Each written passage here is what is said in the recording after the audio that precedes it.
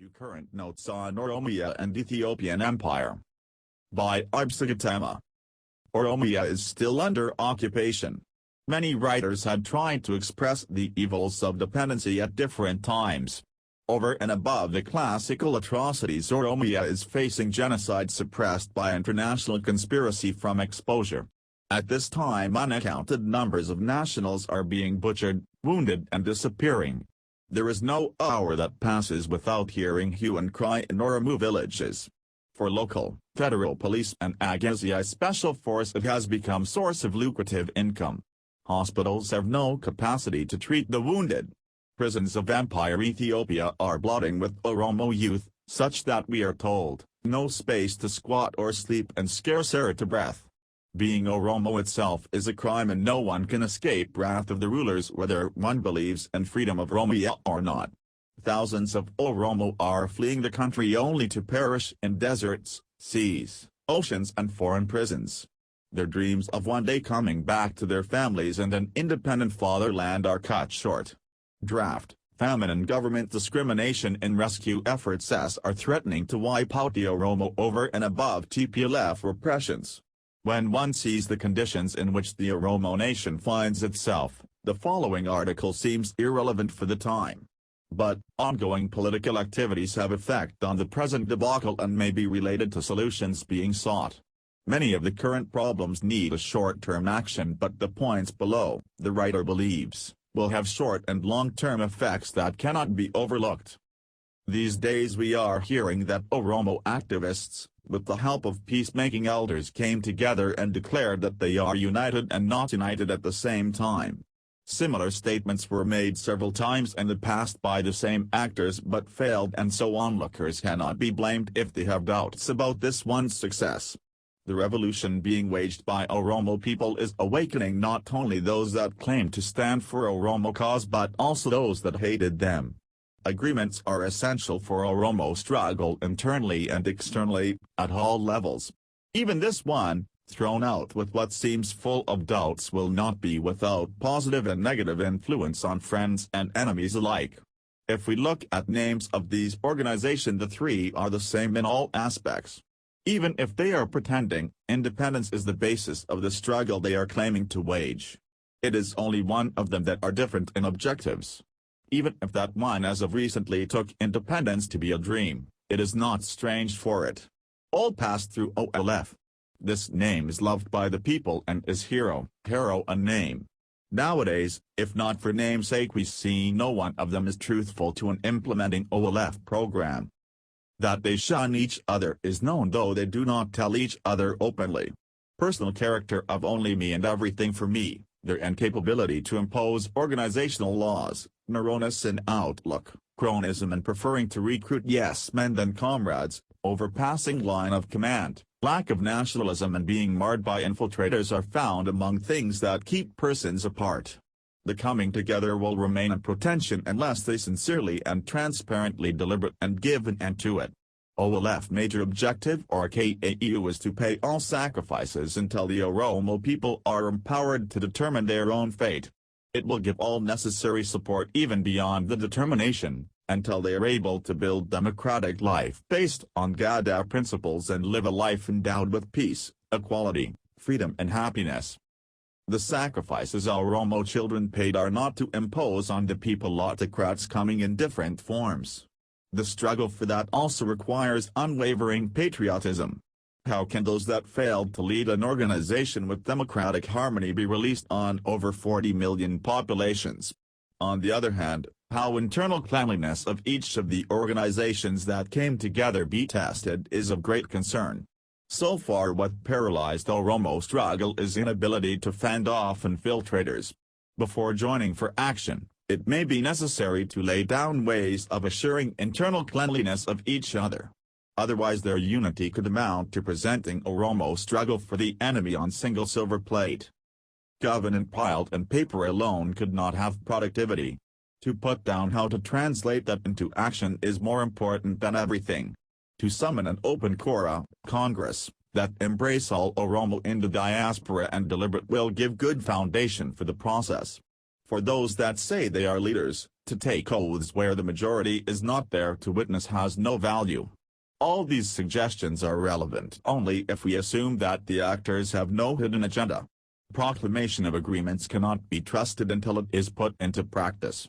Despite how many oaths they took, even TA and Finfinnee, National Council, could not remain united. It seems there are actors among activists who have habits of creating opening between them to let in air. For this reason, trying to come together and go apart had become the basic practice for activists for long.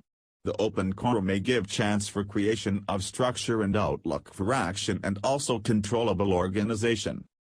It is not known, rather than doubting everything, like the donkey that could not see differences said, there is no uphill in which we did not fart. It is better to try all over again, this one may be different.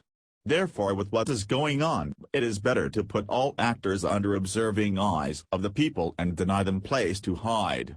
That demands from each of them to present themselves to public criticism and defend themselves against false allegations and getting ready to accept the genuine ones.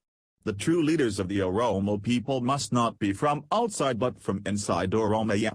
Those outside are expected to help in its realization and in supplying material and knowledge as well as enabling themselves to help in foreign relations.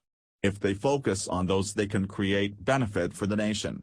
In general, unless one values national interest over one's own in good faith, it would be only a dream for the nation to get back the lost rights and pride. These organizations will also remain naturalized like most of their members in diaspora with divided loyalty. We have said much and are witnessing that these days the situation in Ethiopia has become worrisome for different interest groups. If not inserting the name Oromo in their discussions, there is no difference with what they had been saying so long. There are those that say mentioning the name itself is a great change. No one can say that that is a lie, but it is to say that the protest movement Oromo are making should have brought fundamental change to their thinking, not limited to mere mentioning of name. On this issue there are those that value Ethiopianness over human rights among those that organize the different discussion forums. First, history of Ethiopia that it is never colonized is told. Next, how Ethiopia is important for regional security is narrated. The question of identity is raised as if it is not that important but emanates from bad governance. Ethiopianness is something that no one should deny. Landholding system is taken as one of the major causes of Oromo crisis. However, that Oromo want independence like all colonized peoples is not yet openly raised and discussed. It is true that no one colonized Ethiopia directly. But many Western powers had taken it as their area of influence, making it do whatever they liked for centuries. They had also made it colonize countries to its south like Oromiyaa, via Oromo, with their support and influence. In the world, countries colonizing others freely use their manpower for different functions. Ethiopia has been doing the same. Such persons had contributed by paying ultimate sacrifice in the process. But their contribution was from position of servitude, not from position of equality. Oromo people had produced many braves. It was shame for a person and the nation to be spared from the back while fleeing. Because of this they passed showing gallantry in all wars the colonizer deployed them. But they were not proud of those wars. They did not fight for own cause. On Ottawa, Makau, Ogden, Segali etc. they had mowed down blacks like them who were deployed by colonizer on the other side. How many of them the colonizer murdered from the back is only recent memory of Darg and Wayne militia. The Ethiopia they tell have not been colonized is only examined Gondar-centered Habasha country, and they do not mention that it does not include today's Ethiopian empire. With this, they try to distort world's vision. Oromiyaa also was colonized by Habasha for the first time at the end of the 19th century. Unless the question of colonization of Oromiyaa is made public and discussed, to try wrapping it under Habasha history does not bring solution for the problems in the Horn of Africa. The Farangia says call spade, spade. Unless colony is called colony to give it a relevant history does not taste good. Unless the Oromo question is answered, the economy they are salivating for cannot exist. Development can be realized only in peace. The resources being plundered, their honor and sovereignty being deprived, humiliated and their identity denied. The Oromo have no more the patience and tolerance for the insult. Those who now conduct public gatherings and try to discuss problem of the country are elites of the colonizing state and those that came down allaying with them from the beginning. Their discussions are based on selfish motives and not one that take the Oromo question into consideration. They have started to list different reasons ignoring Oromo awakening. For instance, in one of the meetings the present Oromo movement was being discussed as originating from conflict with an Opto/Epird. This is taken from the desire to prove the assumption that Ethiopia was ruled by collusion of elites from different nations. Whatever conflict there may be, it is between the ruling circles of the harmonious Ethiopian Empire state. For them, conflict between colonies and the colonizer should not exist. Even when they were told that unless it is from being slaves or askaris, no Oromo had taken part in Ethiopian administration as representatives of the Oromo nation, they are not ready to listen. What is disgusting is when such saying is uttered by a professor who is assumed to be neutral, wise social scientist. They have taken Oromo as a donkey that does not respond when heavily pounded. They want to deny that the present Oromo protest is not caused by their surrogate suppressive rule but provoked from outside. Such a thought cannot be separately seen from the overall propaganda the colonizer has come trying to make the people doubt themselves and lose confidence in what they are doing. To derail the national KAEU, they say the quisling Opto/Epird is a major actor in the protest for which nationalists have paid tremendous sacrifices. What does this indicate? They also express their appreciation of double-digit growth of Ethiopian economy, though they well understand existing poverty level is unprecedented. Propaganda of double-digit is only useful for files of international financial institution, not for the Oromo and other hungry nations. We are seeing on media many dying from famine, but they want to deny that and talk only of draft. They also talk of tiger beggars in the streets in general, not breakdown of their assignments to say the government is not partial. Can they tell who majority of the novel reach are? On the part of Oromo activists to stand against this, there is no system devised and relevant policy drawn to match it. If this continues as such, Oromo peoples being separate independent entity from the colonizer and language, culture, country and history is put under question and may confuse the unawakened. If that happens, it may have temporary effect but will continue coming back with more devastating stance. At this time when the people are fully awakened, Oromo elites seem to be in deep sleep. It is their national duty to fast awaken, shake off what they had slept with and present themselves for duty. Unless Oromo intellectuals make more effort than alien intellectuals to study and conduct various discussion sessions, the crucial time could pass by. OS activity so far is commendable. But one do not see additional extra effort other than that one, and that is good for research. What is missing is political socialization. The land question cannot be seen separately from the question of sovereignty. Oromiyaa is for the Oromiyaans. Oromiyaans include Oromo and all those properly settled in Oromiyaa. The Oromo have culture and law to handle all that. Be it how land in Oromiyaa is owned, distributed and protected is no one's concern but that of Oromiyaans. Those that want to make Oromiyaa remain under Habasha rule want to overlook this. It would be disturbing peace to raise any issue concerning interest of Oromiyaa without consulting the Oromo. For those elites and allies, the colonies are also Ethiopia. But we have seen even Menelik called himself king of Ethiopia and the Gala countries. Present colonizer generation and allies are not ready even to accept Oromo identity recognized at his level. Let us see again, no one group among them has offered to discuss how to wrap up the past and start relations anew, recognizing that we live in the same region. There are among the Oromo that publicly offered that. Though majority Oromo took that as a mistake, colonizing elites did not accept that positively. This shows the contempt or fear they have for the people. The Oromo is showing them that it cannot remain despised forever. If it is from fear, they should know that brutal force is not the alternative, but only wise approach to politics can create peace and security with numbers. If not from fear of guns and cruelty of the colonizer, Oromo had never said we are Ethiopians by their own free will. It had been tried much to make them ashamed of their identity. They might have individuals on whom they succeeded. Oromo have culture, social and political life they are proud of. There is civilization they claim, if not superior at least not inferior to anyone's. When they were occupied, if not on higher level to the occupiers, they were not lower than them.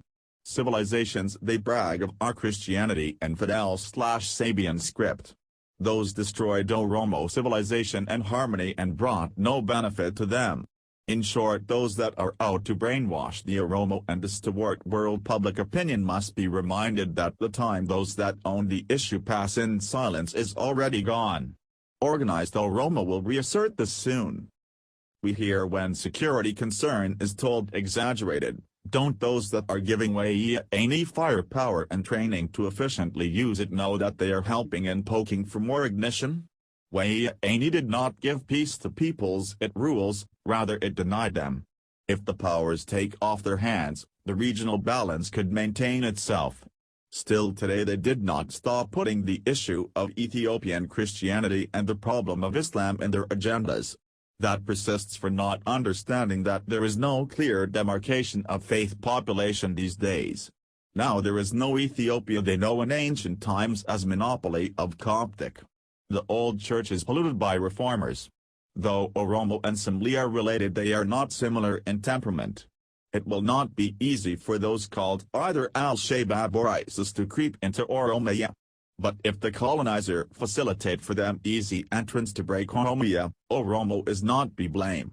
If Oromo get control over the fatherland, they can take responsibility for its peace and security. They know how to handle themselves and aliens. It is blessed to make effort to bring peace at any level. But to present oneself without deceit and in good faith will be more blessed. Leadership for Oromo struggle has to originate from the homeland. From their developmental history, the ones in diaspora are fit to give support to them rather than leading. Whatever is broadcasted from outside believing it has positive effect can turn wrong from inability to control from remote. To help Oromo be on one level with the world in tactics and capabilities are the national duty of Oromo intellectuals.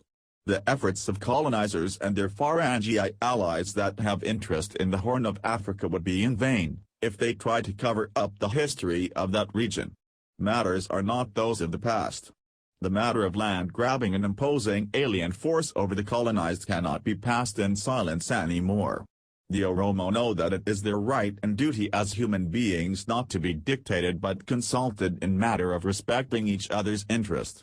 It will help truthful agreements that avoid wasting energy through frictions and concentrate on national concerns. It is incumbent on all to discard so far developed habits and try to look at each other as siblings and comrades in good faith. The Oromo is a great people. Pretending in public to be proud about it and thinking it will not be exposed to degrade oneself below that in private is insult to others' intelligence. It is also exposing oneself of being petty in thought. We are more strong, proud and wise as a bundle, not pieces. Unity is strength. The struggle shall continue till victory. Honor and glory for the fallen heroines and heroes, liberty, equality and freedom for the living, and Naget and Arara for the of our foreparents.